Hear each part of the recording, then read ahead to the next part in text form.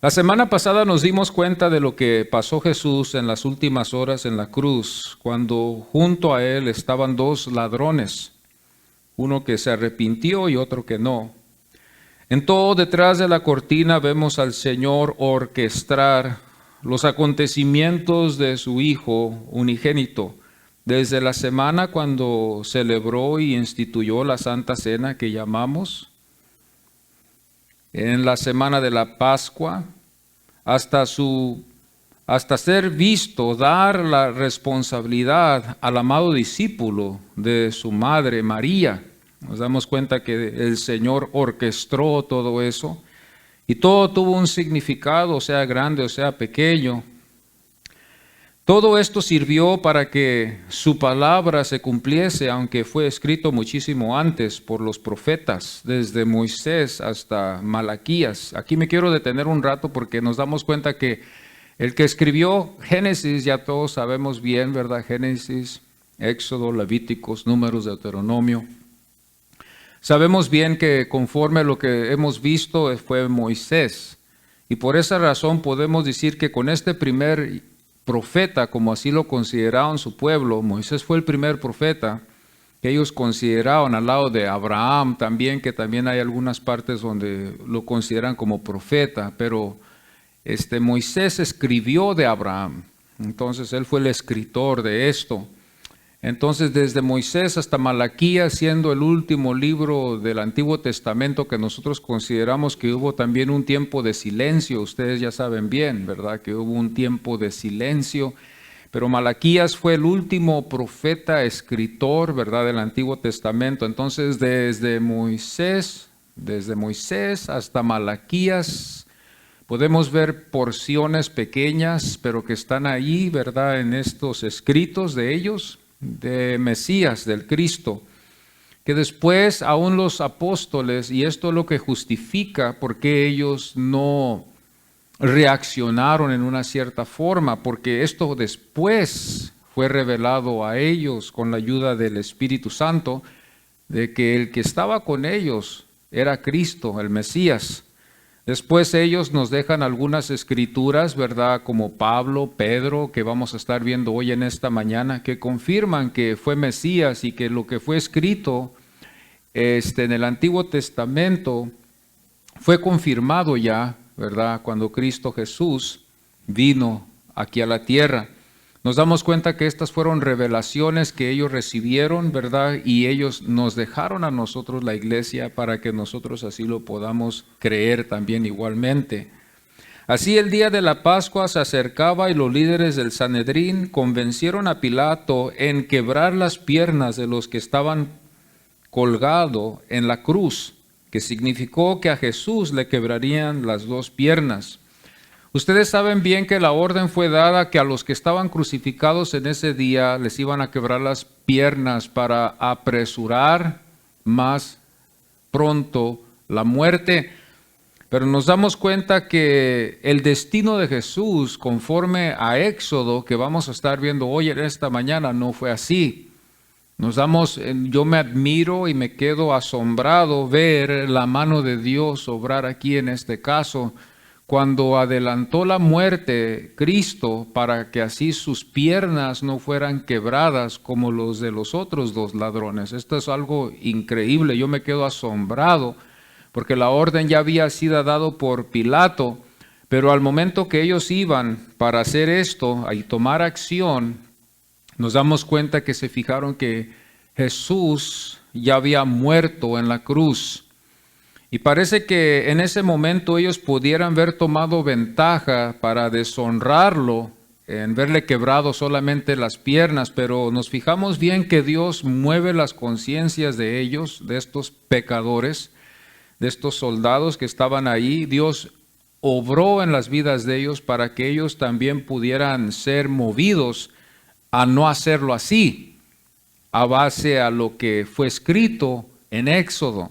Esto es algo muy interesante porque vemos la protección de Dios sobre su Hijo, aún ellos teniendo todo el poder de quebrarle las piernas por orden de Pilato y también por el mismo tiempo para deshonrar y también por no interesarles mucho cómo iba a quedar todo, porque fácilmente cualquier persona lo pudiera haber hecho, nomás para cumplir con la orden, mas ellos no lo hicieron.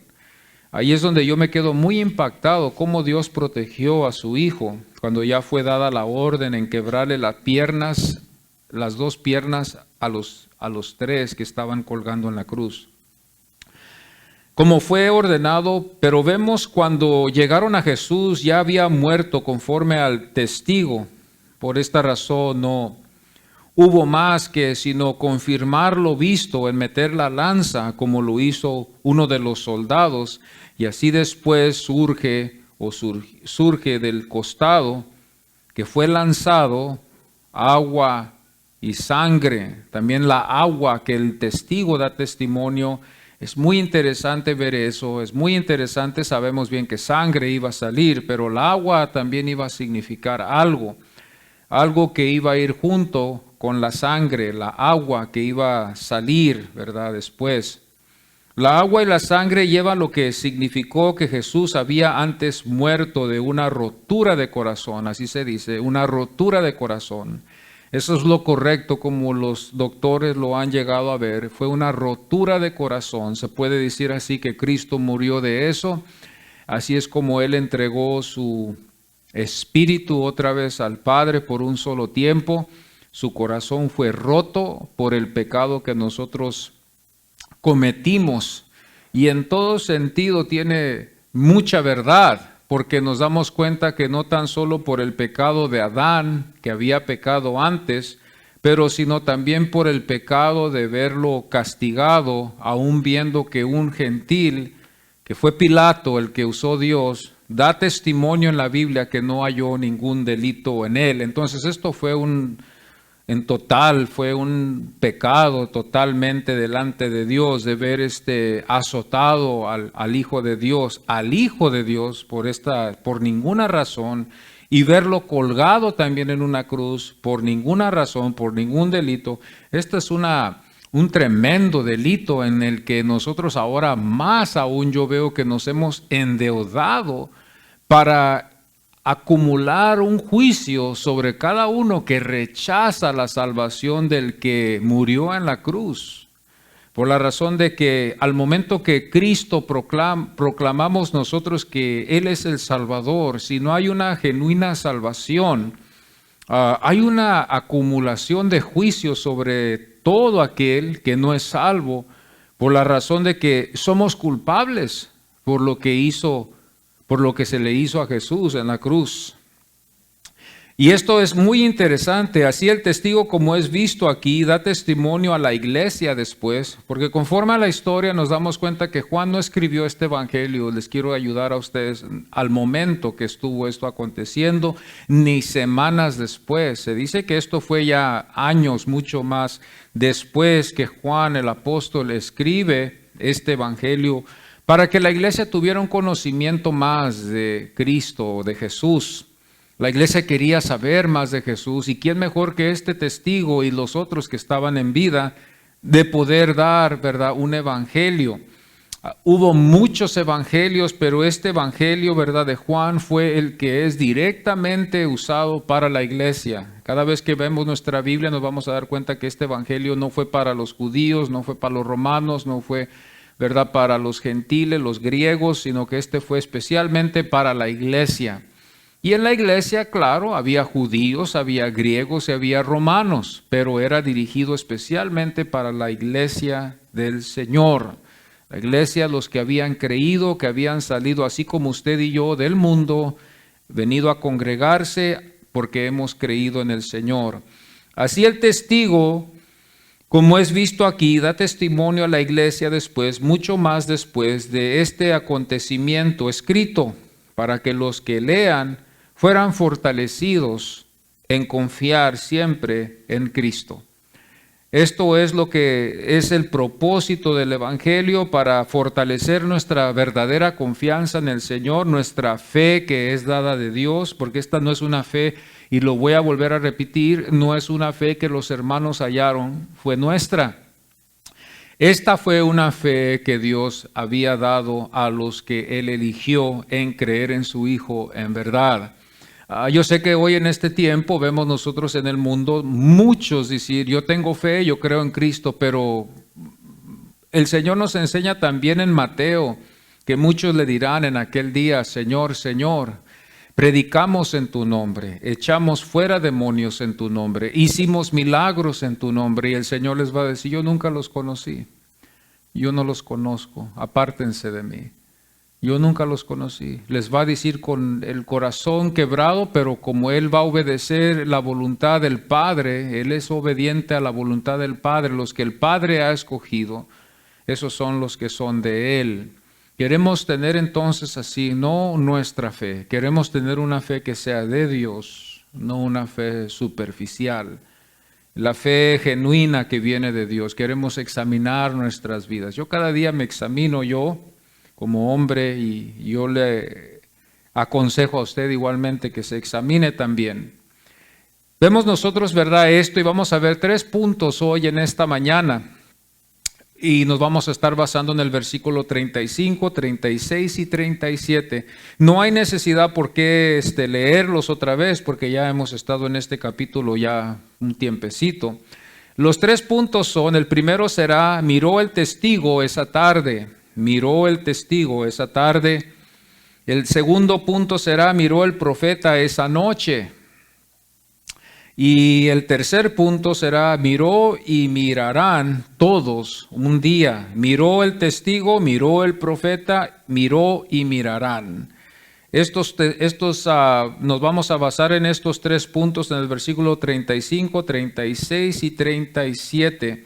Y cuando nosotros vemos en la palabra del Señor nos podemos dar cuenta que el primero que miró fue el testigo esa tarde. No vamos a decir en ese día ni en esa mañana, sino que fue ya tarde cuando él miró esto y lo recolectó con la ayuda del Espíritu Santo. Y el versículo 35 él escribe ya mucho tiempo ya después y dice, y el que lo vio da testimonio. Es interesante ver que el que lo vio da testimonio, como cualquier testigo válido, el que estuvo en el acontecimiento, se le puede considerar como un testigo y también al mismo tiempo, conforme a lo que él pudo ver, se puede tomar a nota de que fue verdad. Entonces hay una validez en esto, si lo puedo decir así, de este testigo, porque él estuvo presente. Esta no fue una enseñanza que él escuchó y que decidió él escribir este evangelio, sino qué mejor testigo que Juan, qué mejor testigo que Mateo, estos dos que estuvieron con él, y aún hasta Marcos, porque Pedro fue el que le dictó conforme a la historia ese evangelio. Y Lucas también igualmente tomó testimonio de los hermanos que estaban ahí en ese tiempo y compuso ese evangelio con la ayuda del Espíritu Santo. Nos damos cuenta nosotros que este testigo nos enseña aquí en el versículo 35 del capítulo 17 de Juan, y el que lo vio da testimonio. En el segundo punto es algo muy interesante, porque cuando digo yo miró el profeta esa noche, no estoy necesariamente hablando de un profeta que estuvo presente en el acontecimiento de la crucifixión. Yo quiero aclarar eso, sino que estoy hablando del profeta Moisés. Estoy hablando de que él lo pudo ver, aunque no en totalidad lo pudo entender todo. Pero nos damos cuenta nosotros en el versículo 36 que el testigo escribe, no será quebrado hueso suyo, que podemos ver esto también en Éxodo y poder conectarlo con Éxodo. Éxodo nos va a demostrar más después, esto va en conexión con ello. Y también vamos a darnos cuenta que también miró y mirarán todos un día.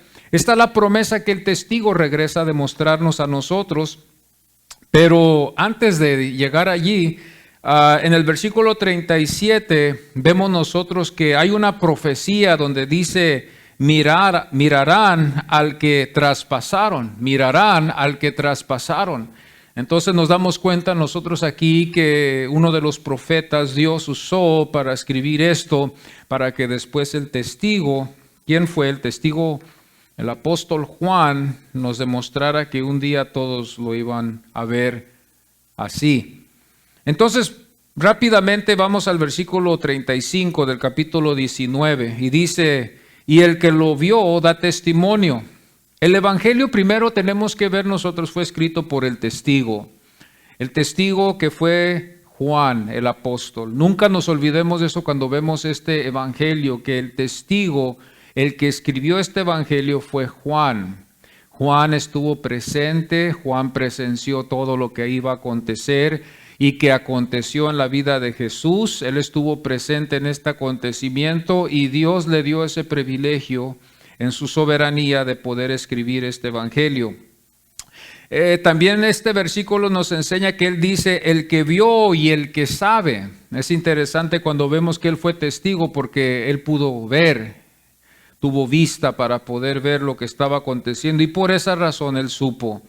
Por ver, él pudo. Entonces tiene como un buen ritmo cuando dice el que vio y que sabe, el que vio y que sabe. El capítulo 21, versículo 24, nos damos cuenta que este mismo testigo otra vez vuelve a demostrar que él estuvo allí. Dice, este es el discípulo que da testimonio. Este es el discípulo que da testimonio. Cuando usted lee esta palabra y usted ve el significado de discípulo, usted sabe muy bien, todos sabemos muy bien que un discípulo es uno que sigue las enseñanzas de tal maestro. Y nos damos cuenta que él daba testimonio de tales enseñanzas y de la vida del maestro. El testigo fue Juan, como estuve pronunciando la vez pasada, el testigo fue Juan el apóstol que escribió este evangelio. Él fue el que escribió este evangelio para dejárnoslo ¿a quién? A nosotros, la iglesia, a usted y a mí. La iglesia estaba interesada, hermanos. La iglesia estaba interesada en conocer de Cristo. La iglesia estaba interesada de conocer de esta injusticia que había acontecido en el pasado y ellos querían saber más de Cristo. Este pueblo había sido ganado por los apóstoles y por los hermanos, ¿verdad? Que también el Espíritu Santo en ese tiempo también alcanzó por medio de la voluntad del Señor. No ignoramos de que esta fue una predestinación y esta fue una elección divina de Dios para salvar a los que estaban en el mundo en ese tiempo. Y el testigo escribe este evangelio para que la iglesia pudiera tener un conocimiento más claro de Cristo. Nos demuestra en la historia también que la iglesia en ese tiempo tenía muchísimos evangelios. Muchos de ellos puedo recolectar ahorita fueron místicos que no están en la Biblia, que no se consideraban que eran válidos, que la iglesia no quiso escoger. Cuál haya sido la razón, no sabemos en seguridad, pero tenemos estos 4 evangelios que han quedado aquí para que nosotros la iglesia podamos basarnos en estos 4 evangelios. Y vuelvo a repetir esto porque hay casos donde he visto yo que algunos dicen, pues hay otros evangelios, de verdad no sabemos. Por naturaleza lo que estamos haciendo allí es crear una confusión. Lo que estamos haciendo ahí es realmente quitándole el valor a los 4 evangelios. En vez de ayudar el problema, lo estamos haciendo más grande porque ahora estamos descalificando la autoridad de los evangelios que tenemos, así dándole más lugar a los ocultos y así dejándolo más así para decir, pues nadie sabe, vamos a decirlo así, solo Dios sabe y solo si Dios lo sabe, pues todos quedamos así. Pero estos son los evangelios que la iglesia escogió y el que escribió este evangelio fue testigo de lo que escribió. El testigo escribe de lo que pasó cuando nosotros nos damos cuenta que esto también otra vez se ve en Hechos 10:39, donde dice, y nosotros somos testigos. Ahora vemos un grupo de testigos, quizás Pedro, Juan, Jacobo y otros discípulos estaban ahí presentes ya después de que Cristo había ascendido al cielo, pero ellos se consideraron así y así es como la palabra del Señor nos enseña que ellos fueron testigos de la muerte de Cristo Jesús, que también iban a ser también mártires también después del Cordero. Queda solo de confiar entonces nosotros del testimonio del testigo Juan. Nosotros nos damos cuenta que nosotros, no sé si usted se ha fijado, nosotros confiamos en el testimonio del apóstol Juan. Por eso Muchas de las veces cuando muchos escucho, pero yo puedo comprender esto ahora, ¿verdad? Que la iglesia siempre ha luchado, ¿verdad? De llegar a un cierto crecimiento y muchas de las veces hay más ignorancia que conocimiento. Nos damos cuenta nosotros muchas de las veces en estos casos cuando alguien hace menos las epístolas de los apóstoles, lo que estamos haciendo otra vez es estamos descalificando y como no inocentemente, pero ignoramos y le quitamos el valor a lo que los apóstoles nos dejaron. Y cuando eso empieza a acontecer, pues podemos también agregarlo aquí a este evangelio y podemos también decir, bueno, pues este fue solamente un escrito del apóstol y el apóstol quizás le puso más de lo que le necesitaba haber puesto. Esto es el peligro que podemos llegar a veces nosotros cuando queremos descalificar las epístolas, porque las epístolas de Pablo fueron escritas por Pablo, las epístolas de Pedro fueron escritas por Pedro, las epístolas de Juan fueron escritas por Juan. Y los evangelios, pues Mateo fue escrito por un apóstol, también Juan fue escrito por un apóstol y Marcos, nosotros sabemos bien que él no fue apóstol, pero Juan Marcos, se dice en la historia que Pedro estuvo dictándole lo que escribir en ese evangelio corto de Marcos y podemos ver ahí que también ahí estuvo la autoridad, la autorización de un apóstol. Entonces por eso es menester considerar estas cosas. Hebreos 2:3 es desconocido quién fue en verdad. Algunos se atreven a decir que fue Pablo, algunos se atreven a decir que fue Bernabé, algunos se atreven a decir que fue hasta Pedro, pero Hebreos en realidad nadie sabe quién fue el que lo escribió, porque el autor no deja el escrito. Se ha dicho también en la historia que también yo quiero traer esto a la luz, ¿verdad? Para que ustedes sepan, Hebreos se dice que fue un sermón más bien que una epístola. Fue más bien un sermón que fue escrito por alguno que estuvo ahí presente. Al momento que él estaba escuchando, estaba escribiendo, como usted así que toma notas, ellos también tomaban notas en aquellos días y así fue después presentado a la nación judía. En Hebreos 2:3 nos damos cuenta donde dice, la cual habiendo sido anunciado primeramente por el Señor, nos fue confirmada por los que oyeron. Otra vez vemos testigos. Esto es muy interesante y usted necesita saberlo, la iglesia necesita saberlo para profundizarnos un poquito más en la confianza del Señor. Hoy en estos tiempos la iglesia está más interesada en qué puede hacer Dios por mí, qué Dios me puede dar a mí, ¿verdad? Y es todo, la prosperidad. Este es un cambio que se ha visto la naturaleza de la iglesia que ha habido desde la historia. Yo no sé mucho de la historia, pero sé un poquito y se puede dar uno cuenta que la iglesia siempre ha tenido eso de cambiar, de hacer un cambio. Y ha habido grandes cambios. El más grande cambio podemos ver la iglesia tradicional. Y ese es el caso ahí también donde vemos el gran cambio, ¿verdad? Que ellos han hecho. Esta es la iglesia tradicional, en las tradiciones, en los ritos, en las cosas que ellos consideran que dicen ellos supuestamente que eso da testimonio del evangelio, que no es cierto. Hebreos 2:3 dice, la cual habiendo sido anunciada primeramente por el Señor, no fue confirmada por los que oyeron. El versículo 4 dice, testificando Dios juntamente con ellos, con señales y prodigios y diversos milagros. Esto fue lo que dio testimonio, los prodigios, los diversos milagros y los señales que también ellos pudieron testificar que habían acontecido. Esto hace algo muy especial, el advenimiento de Mesías, porque estas cosas no estaban aconteciendo. Esto es lo que hace que vislumbre el poder de ver que señales y milagros y prodigios no estaban aconteciendo antes como acontecieron cuando Cristo vino para dar testimonio del que Él fue. Ahora usted y yo podemos decir, bueno hermano, ¿por qué fueron tan ciegos que no pudieron ver ellos los señales? Pues Sin la ayuda de Dios podemos ver miles de señales, yo creo, y no creer, al menos de que sea Dios. Hay casos donde no necesitamos, o hay casos donde algunos no han visto milagros y creen en Cristo Jesús, no han visto sanidades y han dado sus vidas por Cristo Jesús. Entonces, los milagros no necesariamente necesitan ser. Ahora vemos en la iglesia que hubo una temporada que así se proclamó.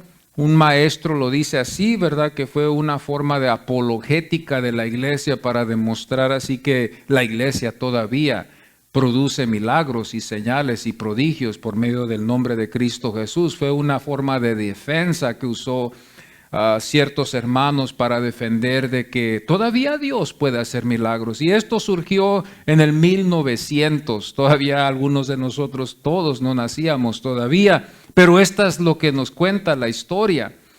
Entonces, nuestros hermanos en el pasado quisieron hacer un bien, pero ahora nos damos cuenta que entre eso hubo una perversión donde se pervirtió eso y aún hasta hemos visto el engaño para querer ayudar en el evangelio a alcanzar almas. Hemos visto la perversión aún hasta en falsedades también ser hechas solamente para querer ayudar la causa.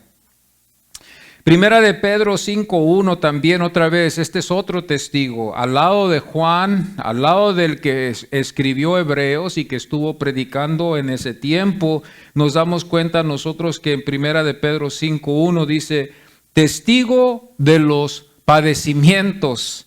Nos damos cuenta que él fue un testigo de los padecimientos del Cordero de Cristo Jesús. Y yo quiero que ustedes vean, mis hermanos, queremos dar un énfasis al testimonio del testigo.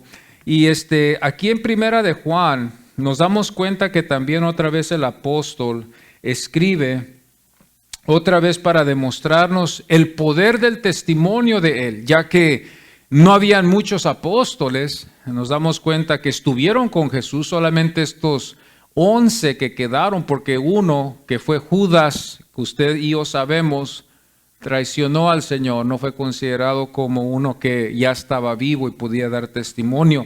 Pero fíjese bien, vamos a la Biblia y vamos a ver aquí en Primera de Juan 1-3. Y fíjense el testimonio que da aquí el testigo.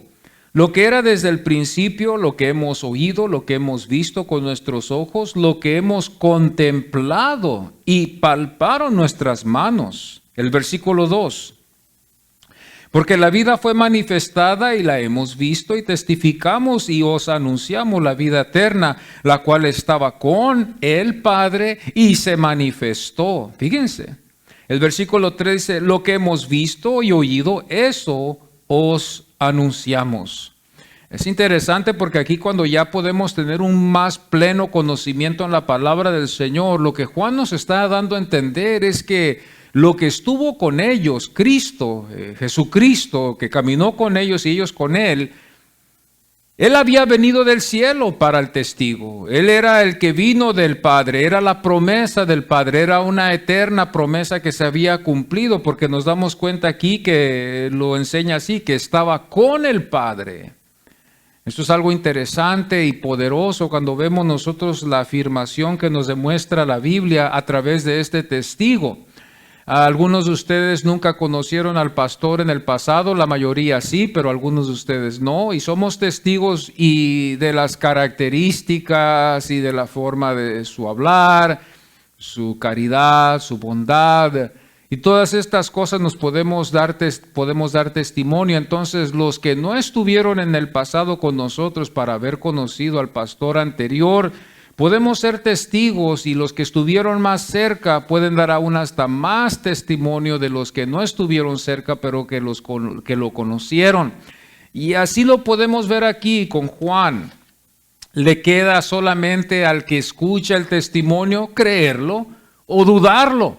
Creerlo o dudarlo, es decir, no creo que él fue así, o sí creo que él fue así, o decir, bueno, pues así dicen que fue. El testimonio de los testigos, ¿verdad? Fueron de ellos, ¿verdad? De Pedro, de Juan, de estos apóstoles. Este fue solo el testigo, este fue solamente un testigo. No vayan a perderse aquí. Este fue un testigo el que escribió el Evangelio de Juan, que fue Juan. El testimonio del testigo es para que nosotros podamos creer en Cristo Jesús, el poder de la Escritura, pero también el poder de Dios para que podamos creer la Escritura. Yo creo que es necesario no tan solo leer la Biblia, porque usted como yo sabemos bien que hay muchos que leen la Biblia y no creen. Hay muchos que han estudiado la Biblia, no creen. Pero con la ayuda del Espíritu Santo podemos confiar en el Señor. Ahora, los que hemos creído sin las Escrituras, nos queda estudiar las Escrituras para tener un conocimiento más en Cristo Jesús. Pero hay muchos que dirán, pues yo no vine a Cristo por medio de una Biblia. Sí, hermano, pero ese es el libro, si lo podemos llamar así con todo respeto, la Biblia, que Dios nos dejó para estudiar, para conocer a Cristo. ¿O usted es uno de los que dicen, yo lo conozco por medio de lo que yo siento, o por lo que yo pienso, o por lo que yo estoy adivinando que Él es? Entonces, yo no creo que ese es un conocimiento verdadero, pero yo no quiero ofender a nadie en este caso, porque hay muchos que así creen. Están en la iglesia y no dicen, yo no necesariamente necesito leer la iglesia, y dicen que conocen a Cristo, pero no leen las Escrituras, no leen los evangelios, no tienen el tiempo. El diablo nos ha jalado para no observar estas cosas en estos tiempos en los cuales vivimos. Es triste, pero así es.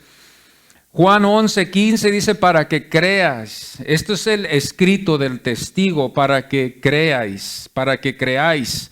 El versículo 42 dice, para que crean que tú me has enviado. Fíjense bien que la clave palabra, ¿cuál es? Creer, creer. Esa es la clave. Pero sin la ayuda de Dios, sin la ayuda divina de Dios, no vamos a poder creer. El capítulo 14, versículo 29, también dice, para que cuando suceda, creáis. Es importante creer las Escrituras. ¿Cómo vamos a creer algo que nosotros estamos asumiendo que quizás no es ni verdad? Tenemos que leer la Escritura nos impulsa a creerlo o dudarlo, tomarlo en verdad o no tomarlo en verdad. El capítulo 17, 20 dice, sino también por los que han de creer. Aquí venimos nosotros y los que van a venir más después. El versículo 20 del capítulo 17 de Juan dice, para que el mundo crea. No quiero que ustedes se vayan a confundir y vayan a pensar que ya con esto queda. Es un gran fracaso decir que el mundo va a creer solamente por las Escrituras. Y vamos a decir, bueno, eso no es cierto porque el mundo no cree totalmente en las Escrituras. Hay muchos en el mundo que no creen, la mayoría no cree, es una minoría. Entonces, cuando la Biblia habla de para que el mundo crea, nosotros podemos entender esto de que nosotros estábamos en el mundo, pero ya no somos del mundo porque somos de Cristo. La Biblia nos enseña que de las tinieblas el Señor nos ha sacado. Entonces es válido de decir que la palabra de Dios tiene efecto para los del mundo que Él iba a redimir, sacar de ahí, traerlos a su presencia. Esto me demuestra a mí el grande amor que Dios me tiene a mí, a usted, de vernos salvados estando nosotros en el mundo, envueltos en el sistema del mundo, envueltos en las doctrinas del mundo, envueltos en el paganismo del mundo y atrapados así para tener un destino de juicio al final. Yo cuando veo esto, yo veo que el hombre no se puede ayudar, y esto es algo que la iglesia necesita proclamar. Que el mundo no se puede ayudar, no puede ayudarse el mundo. Yo puedo entenderlo, aunque es difícil a veces, de que hay gente que no va a entender estas cosas en el mundo. No podemos hacer nada por ellos, lo único que podemos hacer es orar por ellos después y pedirle a Dios que obre en sus corazones como obró así en el nuestro. Es todo lo que podemos hacer. La persona no está capacitada para poder entender estas cosas. Fuera de esto, usted mañana o quizás ahora, después en la tarde, hágalo. Háblele a alguien de Cristo y usted va a darse cuenta que muchas de las veces va a haber excusas, superficialidad, mentira, promesas que no se cumplen, porque es Dios el único que puede hacer la obra verdadera en la vida de esa tal persona. Entonces nos queda a nosotros orar por esa tal persona, llevarlo a la presencia de Dios, que Dios tenga misericordia, porque A base a todo esto es la misericordia de Dios, que nos ha tenido a nosotros todos para salvarnos. No fuimos nosotros los que nos trajimos a Él, sino que Él nos trajo a Él. Él nos ha traído, Él nos ha conquistado. Él ha hecho algo sobrenatural. El milagro más grande sería decir, es cuando Dios regenera el corazón. Este es el propósito para los del mundo, creer. Estos son los que Él va a elegir, los que va a salvar. El mundo que no es salvo no le interesa nada de esto. Juan 20:31 dice, pero estas se han escrito para que creáis que Jesús es el Cristo. Fíjese, algo interesante. Y usted y yo entendemos bien que en la Biblia desde Génesis nos demuestra hasta Malaquías de que Mesías iba a venir y Dios preservó a la tribu de Judá. Muchos de ustedes pensaban que Dios lo había hecho por ellos, pero Dios no lo hizo por ellos. Dios lo hizo por la razón de que Mesías iba a venir de Judá y Dios preservó su promesa hasta encaminarlos al lugar donde ellos iban a estar. Ustedes se dan cuenta en la historia, ¿verdad? Cuando ustedes ven la Biblia y rápidamente nomás, para los que saben, los que no saben, ¿verdad? No lo van a entender. Pero ustedes se dieron cuenta, ¿verdad? En la Biblia donde nos demuestra que Dios permitió que los de Asiria llevaran a los del norte y no se sabe qué pasaría con ellos.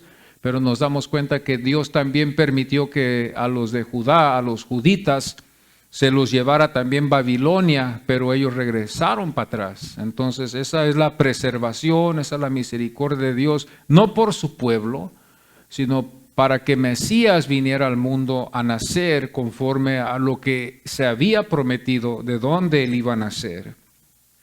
Y por esa razón él preservó este pueblo. Hay muchos otros puntos de vista, algunos se quieren poner con eso, valorizar más al pueblo y luego después a Mesías y de ahí empezamos a ver otras cosas. El plan del predicador es de exaltar a Cristo, no es de exaltar a la nación, ni exaltar a ese pueblo, es de exaltar a Cristo, al que fue prometido desde Génesis hasta Apocalipsis. Entonces, Juan 20:31 dice, pero estas se han escrito para que creáis que Jesús es el Cristo. Romanos 15:5 dice, a fin de que por la paciencia y la consolación de las Escrituras tengamos esperanza. Llegamos a la conclusión de ver, hermanos, también, ¿verdad?, que fuera de Cristo no hay ninguna esperanza para el mundo. El mundo no tiene ninguna esperanza, no tienen parte y no tienen ni suerte delante de Dios si no es por medio de Cristo Jesús. Por eso hace mucho énfasis esto cuando vemos en Romanos 15:4, donde dice, a fin de que por la paciencia y la consolación de las Escrituras tengamos esperanza. Primera de Juan 5:13 dice, para que sepáis y para que creáis. Este es el primer punto que vemos nosotros aquí en esta mañana cuando nos fijamos bien. El testigo que miró el testigo esa tarde. Este es el testigo, Juan, que da la validez a lo que él había escrito. Rápidamente vamos al versículo 36. Rápidamente cuando vemos esto, dice la Biblia, ¿verdad? Conforme a lo que escribió Juan, dice, sucedieron para que se cumpliesen. Fueron dichas por el profeta de Dios para que fueran cumplidas aquí con el cuerpo de Jesús. Yo los quiero llevar a ustedes a Éxodo, al capítulo 12, versículo 46. Cuando vemos nosotros aquí en la Biblia en Éxodo, que esto es llamado, ¿verdad?, la institución de la cena. Aquí es donde nosotros nos damos cuenta de la institución de la cena pascual. La institución de la cena pascual. Y en el versículo 46, fíjense bien lo que lee la Biblia, dice, comerás en una casa y no llevarás de aquella carne fuera de ella, ni quebraréis hueso suyo. Es interesante ver esto y esto no se iba a poder entender claro en aquel entonces. El Espíritu Santo tendría que venir, todavía Mesías no había llegado, todavía las tribus no se habían repartido como se deberían, todavía estas cosas no estaban aconteciendo, la ley se estaba estableciendo, la cena se estaba estableciendo. Entonces esto nomás fue escrito así. Pero aquí hubo un grande significado que nuestros padres vieron, ¿verdad? Cuando lo conectamos con esto, que lo que nos demuestra aquí la Biblia para que se cumpliese. Nos damos cuenta nosotros aquí, ¿verdad?, que esto significaba algo, de que este sacrificio que se iba a hacer, los huesos no podían ser quebrados. Es interesante ver también que Cristo Jesús, cuando fue llevado a la cruz, a la orden de Pilato, fíjense bien, los tres, fue ordenado que se les quebrasen las piernas, pero nos damos cuenta que Dios impidió eso, ya que su hijo había muerto aún antes, dándole aún más énfasis al sacrificio que él iba a hacer. Éxodo 12:46, cuando yo veo esto, es una orden de no quebrar los huesos, aunque Pilato dio la orden de quebrar los huesos de los que estaban crucificados. Dios impide eso para su hijo y permite que acontezca con los otros dos. Aún hasta con el que se había arrepentido, le quebraron las piernas para apresurar más la muerte. Nos damos cuenta que usted y yo como pecadores pudiéramos haber dicho, pues vamos a obedecer la orden y quebrarle las piernas aún, para solamente satisfacer la orden de Pilato. Pero nos fijamos bien que hubo como, si podemos decir así, otro camino que ellos llevaron y en vez le metieron la lanza en su costado, como fue escrito. Y esto está poderoso otra vez cuando vemos que en Éxodo 12:46, cuando la institución de la cena pascual se estaba estableciendo, este pueblo no era una nación, pero ya estaba para convertirse en una nación, ya estaban preparando ellos la celebración de la Pascua y el significado de la Pascua. Nos damos cuenta que aquí queda en un escrito, en una porción pequeña, para después el testigo dar testimonio y dar más énfasis. No que tuvo que explicar mucho como lo estoy haciendo yo hoy, pero simplemente con el puro entendimiento, cuando lo tenemos en la Biblia, nos podemos dar cuenta que tiene un grande significado. Aquí es donde nosotros nos damos cuenta, ¿verdad?, que fue la ley que se cumplió de su pueblo en cumplirse también con Jesús. En Números 9:12, otra vez otra porción de la Escritura, si usted quiere ir ahí, al lado de Éxodo 12:46, Números 9:12 dice, no dejarás. Otra orden. Nos damos cuenta que hay una orden, la orden de Dios a su pueblo. Y yo me atrevo a decir que fue una orden de Dios porque fue Dios el que se la dio a Moisés y Moisés se la dio a su pueblo. Viene de Dios directamente para predestinar el camino para su Hijo Jesucristo. Esto es algo precioso, porque yo no sé usted, pero impacta mi fe, impacta mi confianza en confiar en Él y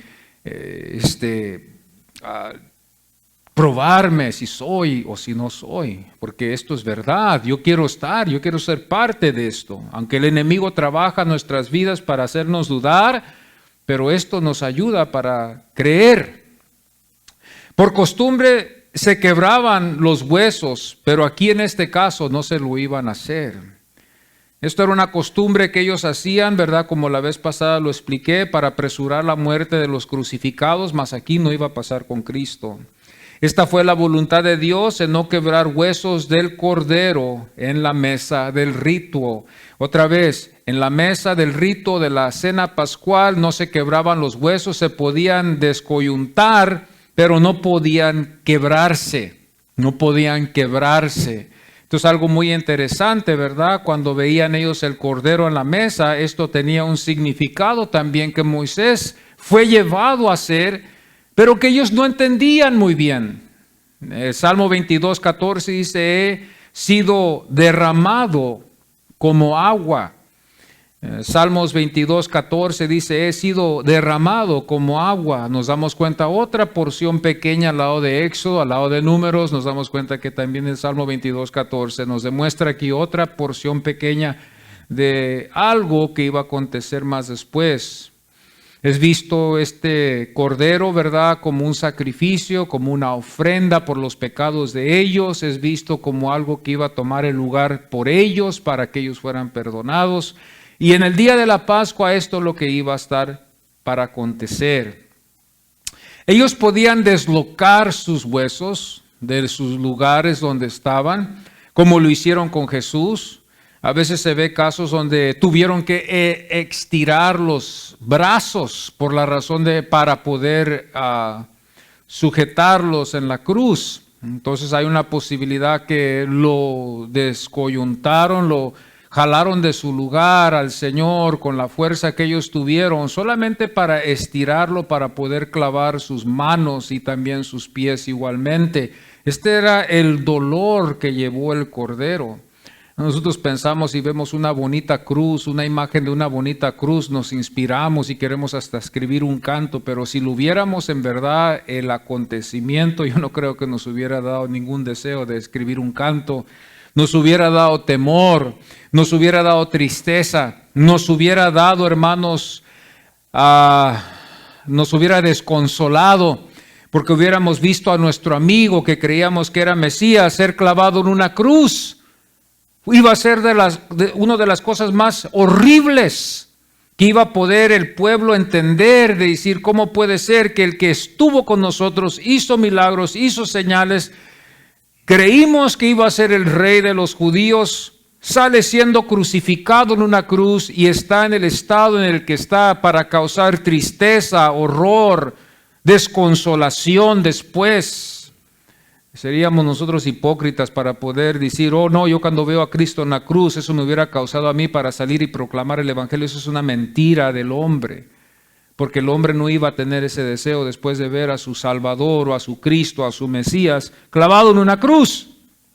Y después de ver que le pusieron encima de su cabeza un título, Jesús Nazareno, Rey de los Judíos. Esto hubiera sido una cosa tan vergonzosa, penosa, que iba a llevarlos a los apóstoles a querer mejor esconderse y nunca haber sabido de él, y quizás también hasta avergonzarse de él, de haber decidido de que ellos estaban con él, porque este fue un fracaso en vez de una victoria, si lo podemos decir así. Pero vamos a ver más después, ¿verdad?, que vamos a ver la victoria en este visto fracaso. El Salmo 34:20 dice, Él guarda todos sus huesos, ni uno de ellos será quebrado. Esta es la promesa, la esperanza para el Cordero Pascual, no como otros corderos. A otros corderos quizás les quebraban las piernas, ¿verdad?, pero no eran de sacrificio, pero los sacrificios, los que eran para el sacrificio, no se les podía quebrar los huesos. La esperanza y la ley que se va a cumplir con el Cordero Pascual, la ley, institución, la ley y la institución que libra a tal Cordero Pascual en el rito. El Salmo 35, versículo 10 dice, ¿quién como tú que libras al afligido del más fuerte que él? Esto es interesante. Cuando yo voy a la Biblia, yo veo esto, cómo la protección de Dios estuvo sobre el Cordero y su cuerpo. Esto es algo muy interesante cuando yo veo a Cristo ser vulnerable a lo que ellos pudieran haber hecho con Él. Un pastor lo puso así: si estos amigos que vamos a ver la semana después no hubieran ellos reclamado el cuerpo de Jesús, su cuerpo hubiera tuvido su fin quizás en Gehenna, quizás en ese lugar donde se encendía la basura, o quizás en un panteón triste ahí sepultarlo por el fracaso que había visto, por la razón de que nadie lo iba a reclamar. Nos damos cuenta que usted y yo podemos hacer la pregunta, ¿por qué no la madre de Jesús lo reclamó? ¿O por qué no Juan lo reclamó? Si nos damos cuenta nosotros de esto, nos vemos que fue otros que lo reclamaron su cuerpo. Y esto vemos otra vez la mano del Señor. En este caso, Cristo había muerto, pero aún no pudieron hacer nada. Aún en su cuerpo, estando muerto, vemos la protección de Dios sobre su vida. Eso es lo más precioso que podemos ver. Cuando vemos la cruz, vemos que ellos tuvieron todo el derecho y todo el poder de haberle hecho un mal. No se lo pudieron hacer porque ahí estaba el Padre dirigiendo las vidas de estos hombres conforme al testimonio de Juan que nos deja a nosotros para creerlo. Y por último, el tercer punto, pero también que tiene muchísimo valor, nos damos cuenta que el tercer punto es: miró y mirarán todos un día. Mi interés es de que ustedes vean las Escrituras y que no tan solo las escuchen, pero que también ustedes puedan ver las Escrituras juntamente conmigo y también ser al mismo tiempo convencidos, ¿verdad?, de lo que es verdad.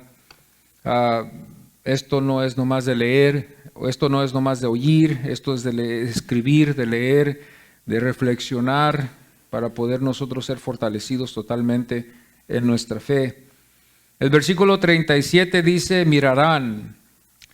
Nosotros nos podemos dar cuenta que en este contexto, aquí en estos versículos, el 35, el 36 y el 37, nos damos cuenta que allí estaban los soldados y el testigo estaba dando testimonio de lo que estaba aconteciendo. Hay un grande acontecimiento en la ciudad, hay un grande accidente en la ciudad y se reúnen los testigos. Al momento que ese grande accidente pasa, ¿verdad?, se les hace preguntas a los que estuvieron allí. Y yo me imagino, ¿verdad?, haciendo ahorita este estimado de que a los que se iban a considerar más, iban a ser a los que vieron todo. Y quizás algunos van a llegar más tarde y nomás vieron lo que aconteció, algunos quizás estuvieron ahí antes de que aconteciera para dar testimonio de cómo aconteció. Y ojalá que esos testigos también puedan tener vista también, porque si fue un ciego el que lo vio y nomás escuchó el golpe, de nada va a servir, ¿verdad?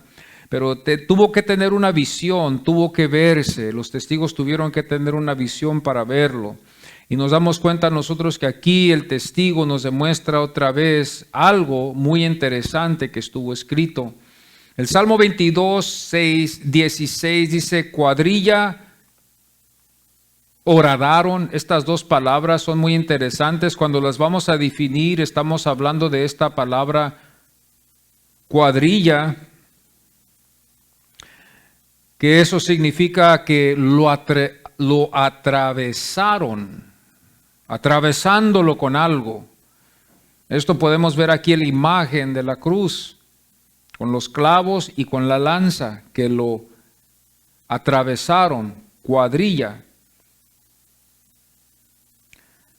Esto es algo muy interesante cuando nos fijamos en esto, ¿verdad? Esta palabra honradaron es la correcta palabra, que atravesaron. Cuadrilla es las personas que miraron, los testigos, Eso es lo que estamos viendo nosotros en el Antiguo, en el versículo 16 del capítulo 22 de Salmos, y nos damos cuenta aquí que iban a haber testigos que iban a ver esto, lo que iba a acontecer con Jesús en el capítulo 22, versículo 16. La orden fue dada, mas con Jesús no fue así, de quebrarle las piernas, sino atravesarlo con la lanza. El versículo 17 dice, contar puedo.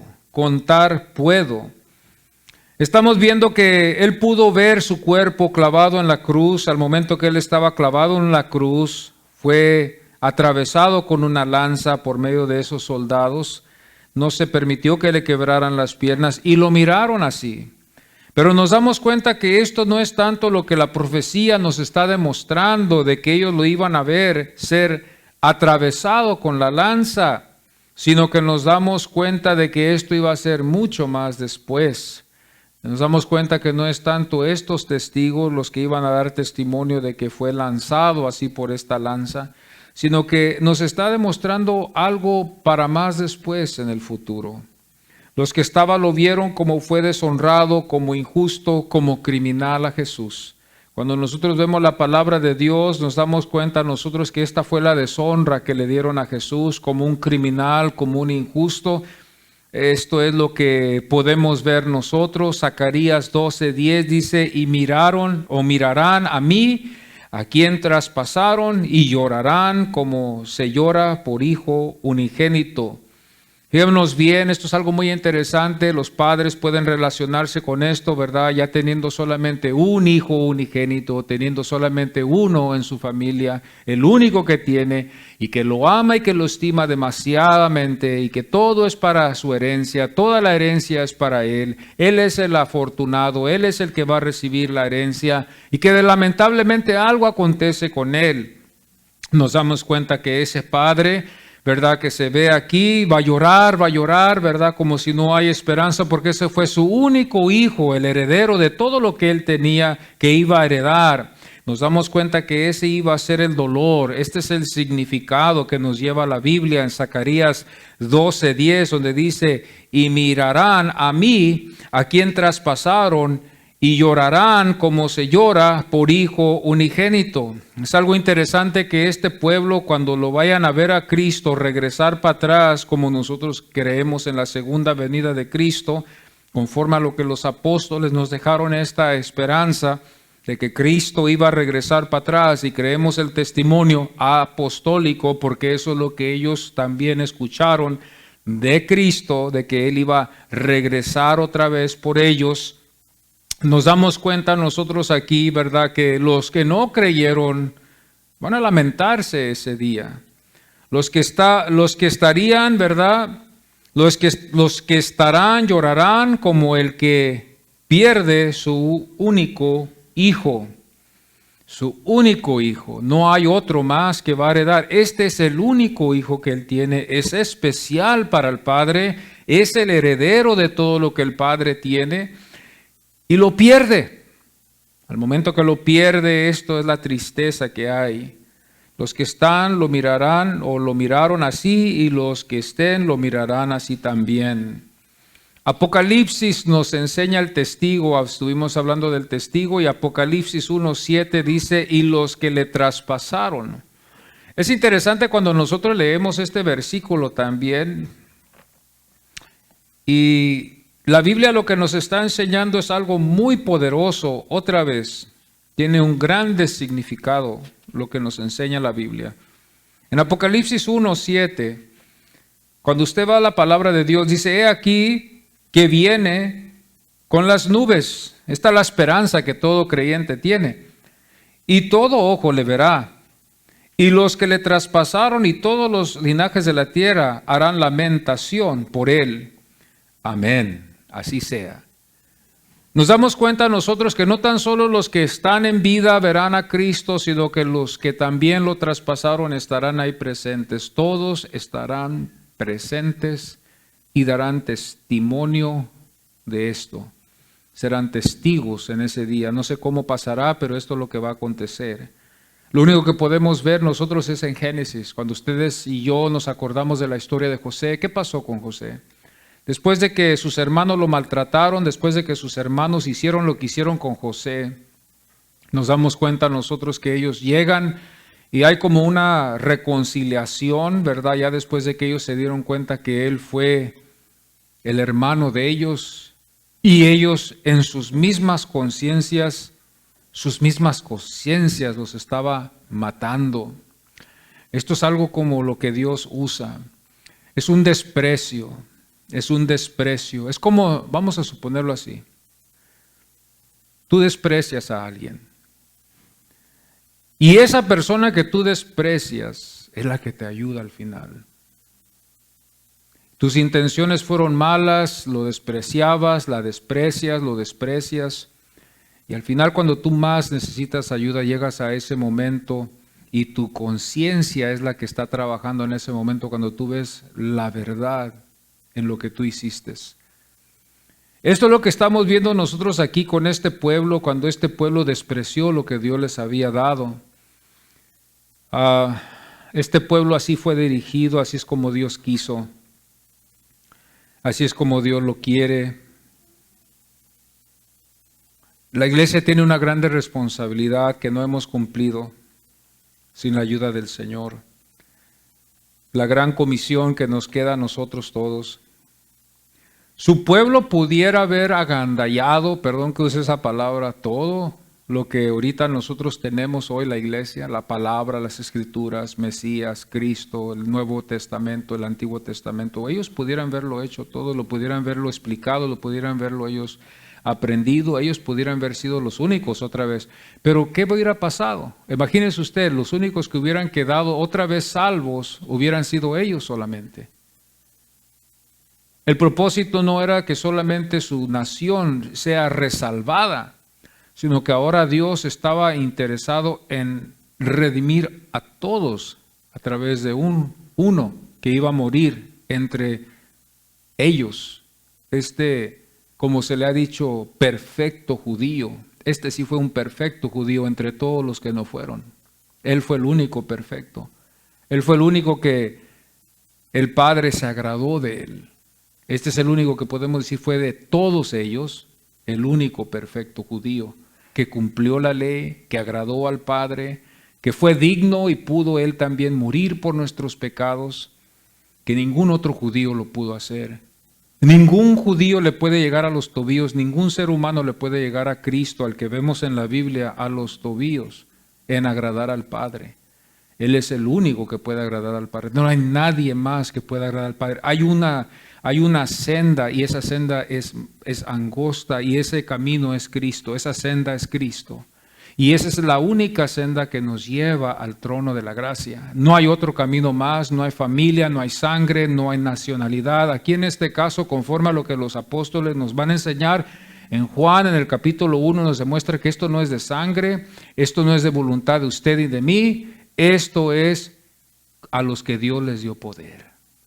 Y este es el poder, por eso esto es lo que la iglesia ha olvidado, de agradecerle al Señor y de ver que no fuimos nosotros, amados. No fue usted, no fue porque usted es más inteligente que su vecino que vive con usted.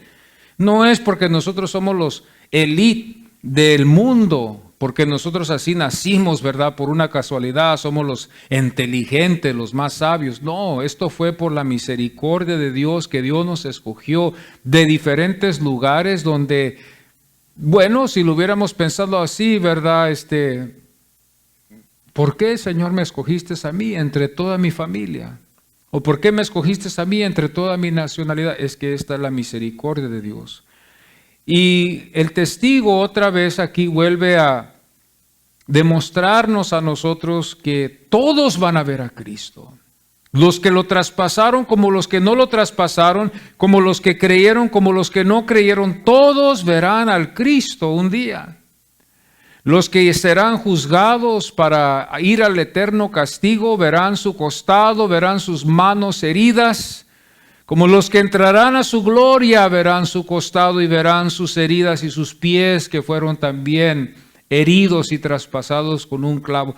Todos verán a Cristo. Todos pasarán por un juicio o por un tiempo de dar cuentas de lo que hicimos con nuestro pecado que teníamos por naturaleza. Lo único que nos queda al pecador es escondernos con la ayuda y la gracia de Dios en Cristo Jesús. Lo único que nos queda a nosotros es acudir a Cristo Jesús en verdad y con un corazón sincero y decirle: Señor, ten misericordia de mí. No hay otro camino más. Por eso nosotros, cuando vemos que la Biblia da testimonio de esto, podemos resumir de todas las mentiras que muchos lugares han hecho. Los mormones tienen a su Jesús. Ese Jesús no es el de la Biblia. Los mormones tienen un Jesús que es un hermano del Satanás. Los mormones, el Jesús de ellos, al que ellos adoran, es el hermano espiritualmente de Satanás. Satanás fue su hermano conforme a ellos. Conforme a ellos, Dios sigue creando muchos mundos y todos un día vamos a llegar a ser dioses. Esta es la mentira que muchos escuchan hoy y que creen que esto está correcto en las iglesias cristianas. Los testigos de Jehová igualmente, ellos se basan de que Jesús no fue el Hijo de Dios, por naturaleza no lo fue y nunca lo podrá ser. Él es un profeta. Nos damos cuenta la grande mentira que se ha divulgado de miles y miles de supuestamente testigos que van proclamando un falso Jesús, que en realidad esa gente, cuando conocen de ese Jesús, no conocen a Cristo. Y podemos nosotros decir que cuando Cristo diga, apartaos de mí, obreros de maldad, yo nunca los conocí, tiene mucha validez ahí en esos dos casos. Pero también vamos a ver otra cosa. Vamos a ver a la iglesia tradicional, que ha hecho al Hijo de Dios a un lado y que han puesto y han inmaculado a su madre. Por el paganismo que aconteció en aquel tiempo, la Biblia nunca nos enseña que la iglesia adoró o que proclamó que su madre era el camino. ¡Qué tontería! ¡Qué estupidez! ¡Qué estupidez! Se aclara ahí de estas gentes cuando ellos van engañando a todo el mundo y desviándolos de Cristo para llevarlos a otro camino que es la madre.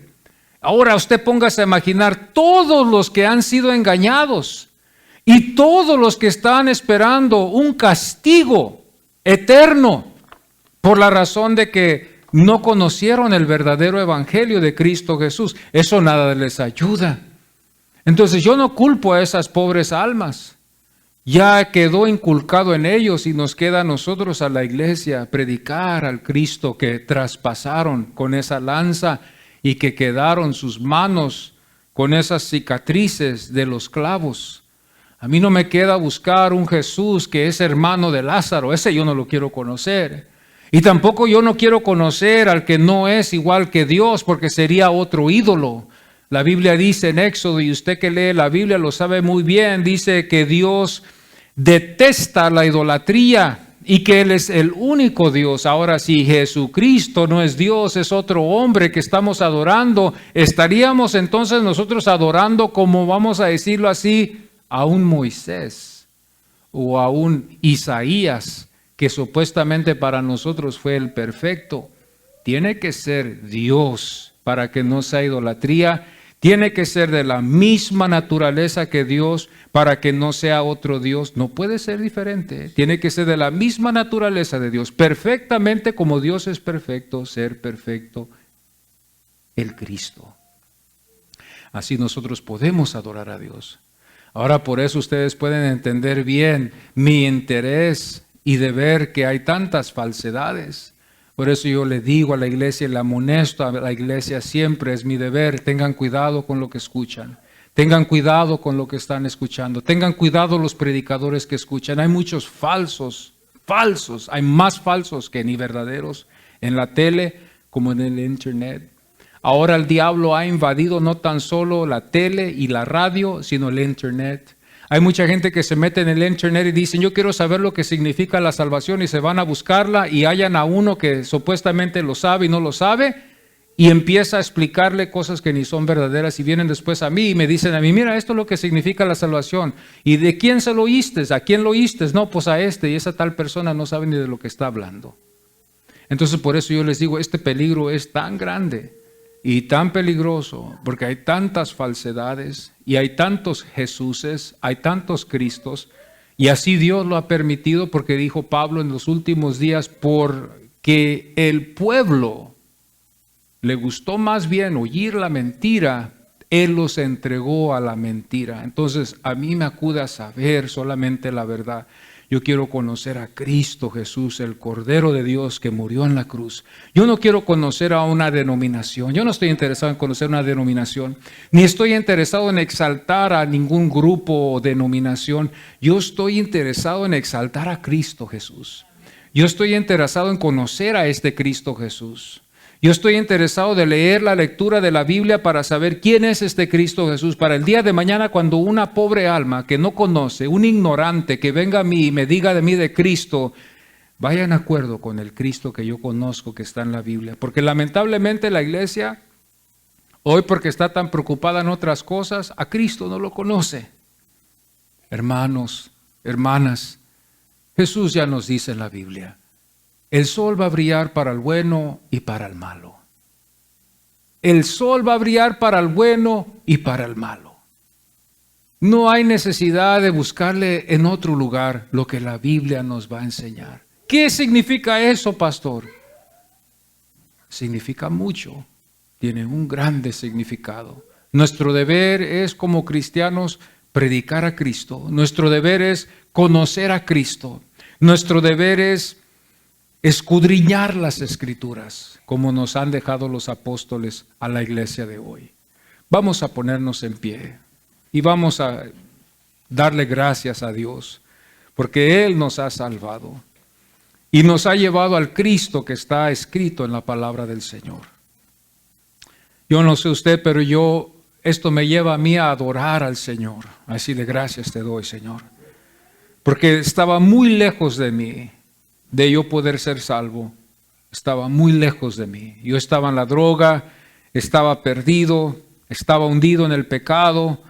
Mi pecado me hundió más al infierno, pero Cristo vino y extendió su mano poderosa y sanó mi corazón y me dio vida. O si no, yo hubiera sido una causa perdida, una causa perdida. Padre, muchas gracias te doy, Señor, en este momento, Señor. Muchas gracias te doy por tu misericordia, Señor, y tu gracia que nos has alcanzado, Señor.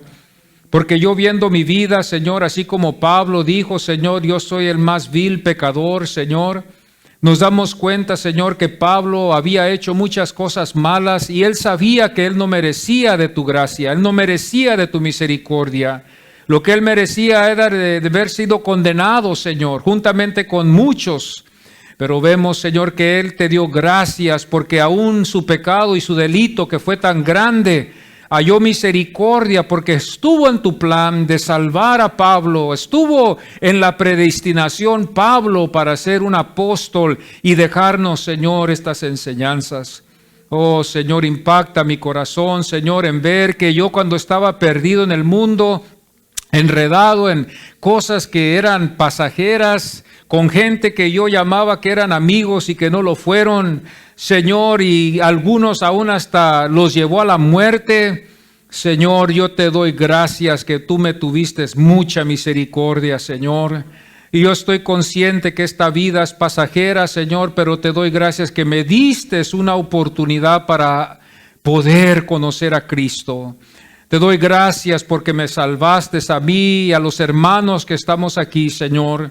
Porque quizás yo estuviera ya muerto, quizás estuviera yo, Señor, detrás de un basurero, endrogado, quizás embriagado debajo de un puente, Señor, como miles de almas que se encuentran hoy en estos días. Oh, Señor, ten misericordia de estas almas que están en el pecado, Señor. Ten misericordia de estas almas en esta ciudad, Señor, que piensan que son y no lo son, Señor. Salva estas almas, Padre, a través de tu Espíritu Santo, Señor, estas almas que no conocen a Cristo. Te damos gracias que tu palabra nos enseña a valorizarte a ti, Cristo de la gloria. Yo quiero que tú estés en mi corazón, yo quiero que tú me des vida eterna, yo quiero conocerte más, ayúdanos a conocerte más, a enamorarnos de tu palabra, a apasionarnos en tu palabra, a darte todo nuestro corazón, toda nuestra vida, toda nuestra mente y toda nuestra alma, Señor. Ayúdame, Señor, a hacerlo así, Señor. Yo te pido por mis hermanos, bendícelos y obra en sus corazones a los cuales tú has salvado. Obra en sus corazones, Señor. Obra en sus corazones en esta mañana. Y gracias te damos en este momento, Señor, porque tú eres grande. Gracias, Señor. Gracias, Señor. Amén. Y amén.